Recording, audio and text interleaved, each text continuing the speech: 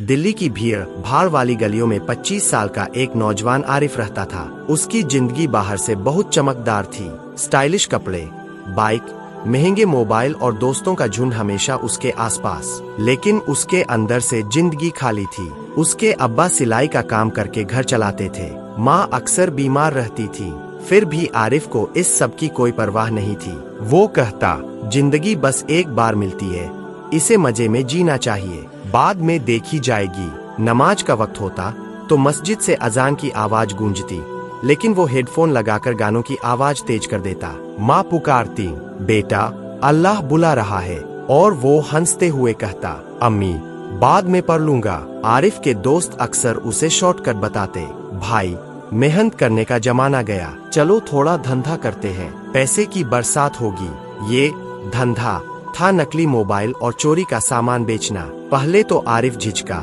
लेकिन जब पहली बार हाथ में मोटी रकम आई तो उसके दिल ने कहा, यही असली जिंदगी है।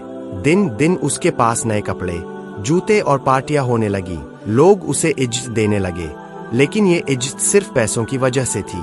उसकी माँ बार बार समझाती, बेटा हराम का पैसा कभी बरकत नहीं लाता, यह सब छोड़ दे। लेकिन आरिफ गुस्से से कहता, अम्मी आप पुरानी सोच की है, आजकल दुनिया ऐसे ही चलती है। एक रात आरिफ और उसके दोस्त एक बड़े सौदे से लौट रहे थे। बारिश हो रही थी, सड़क फिसलन भरी थी। अचानक बाइक फिसल गई और बड़ा हादसा हो गया। दोस्त बच गए, लेकिन आरिफ बुरी तरह घायल हो गया। उसे अस्पताल ले जाया गया। वो बेहोश था और उसी दौरान उसने एक डरावना ख्वाब देखा। उसने देखा अंधेरी कब्र, चारों तरफ सन्नाटा, फरिश्ते खड़े हैं और पूछते हैं, तेरा रब कौन है, तेरी किताब कौन सी है।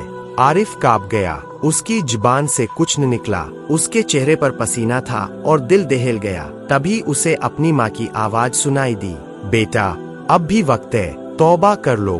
जब उसकी आंख खुली तो वो बिस्तर पर लेटा था। दिल जोर जोर से धड़क रहा था। उसने पहली बार सोचा, अगर मौत अभी आ जाती तो मेरे गुनाहों का क्या होता। अस्पताल से घर लौटकर उसने माँ के हाथ थामे और कहा, अम्मी मुझे माफ कर दीजिए, मैंने गुनाह किया, अब मैं बदलना चाहता हूँ। माँ रोते हुए बोली, बेटा अल्लाह रहमत वाला है, सच्ची तौबा करो, सब माफ कर देगा। आरिफ ने नमाज शुरू की, लेकिन पुरानी आदतें और दोस्त उसे बार बार खींचते।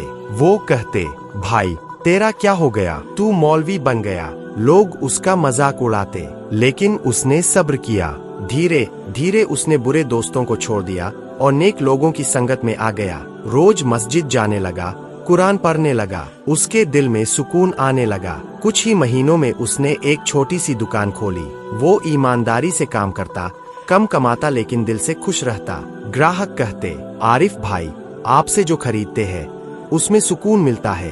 वो गरीब बच्चों की मदद करने लगा, कभी किताब दिलाता तो कभी खाने का इंतजाम करता। माँ की सेवा करता और उनके हर हुक्म को पूरा करता। अब्बा ने कहा, बेटा आज तू सच में हमारी आंखों का तारा बन गया है। एक साल बाद उसे फिर ख्वाब आया, लेकिन इस बार अंधेरा नहीं था, बल्कि चारों तरफ नूर था।